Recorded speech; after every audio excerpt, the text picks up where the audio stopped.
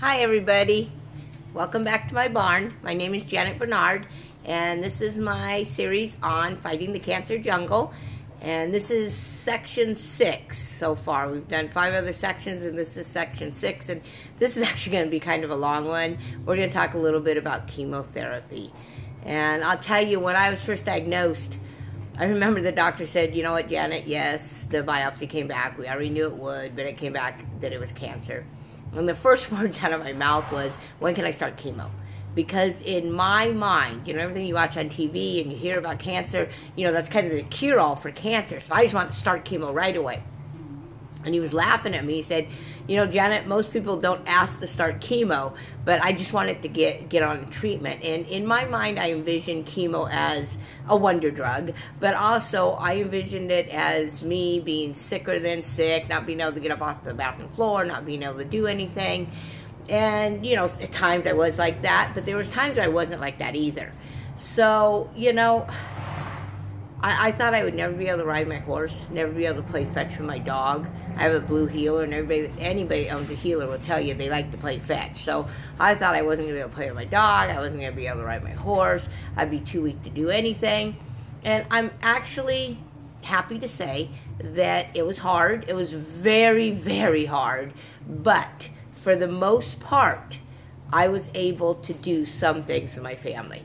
And I have inflammatory cancer, and that is very, very deadly. So when I first got diagnosed, they started me immediately on chemo instead of doing surgeries first. They wanted to stop the movement of the cancer. So I started right away.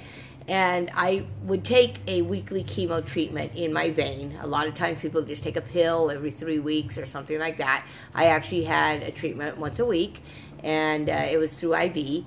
And I would go to the doctors, and there was a chemo ward, and they would give me something when I got there that would relax me and kind of just have me just lay there quietly and stuff. And you have to take somebody with you because, again, you're not going to be in any shape to drive home afterwards.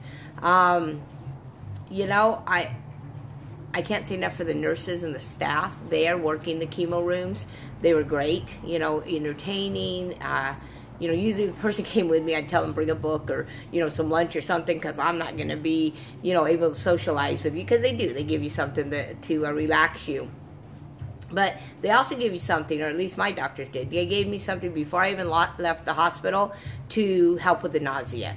So really, I did chemo once a week for 4 months, and I only became so nauseated that I couldn't get up off the bathroom floor twice.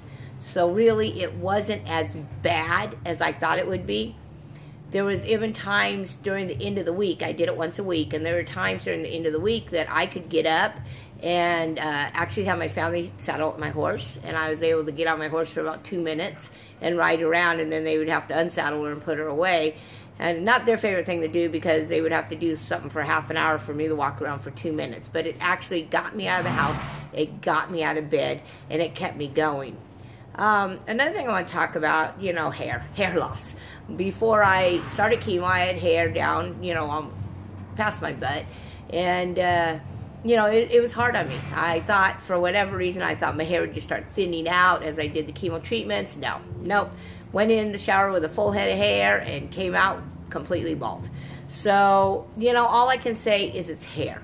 It's just hair. You're in the battle for your life. It's just hair, and it grows back. Believe me, this right here is 9 years of growth, and my hair grows super slow.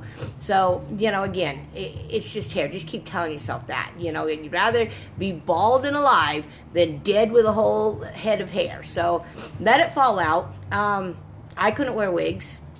They bothered me really bad, so I wore just a baseball hat, actually.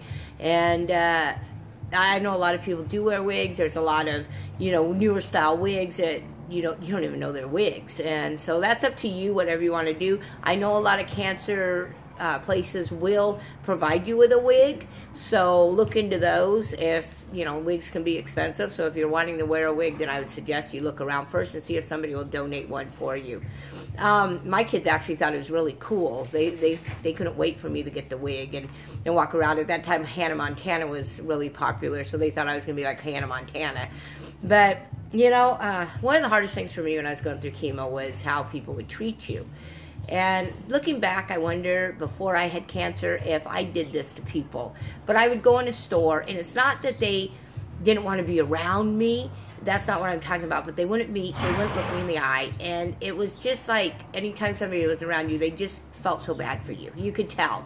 And they would just look down, and they just really didn't know what to say. And I think I was probably like that too before I got cancer. Now, when I see somebody that's obviously going through chemotherapy, I sit there and talk to them about it. These people, a lot of times they wouldn't want to stand next to me in line. They didn't know how to act or what to do. So just give people a little bit of space. They don't mean to be mean. They just don't know what to say to you. Long-term effects. My doctor approached me even before I started chemo, and he said, you're going to have long-term effects. You're going to have chemo brain. We're going to have to damage your kidneys and your heart and stuff. In order to save you, we're going to do a bunch of damage at the same time. But again, when you're in the battle for your life, you got 2 kidneys. You're in the battle for your life. At that point, it doesn't really matter. You got to do what you got to do to survive right then.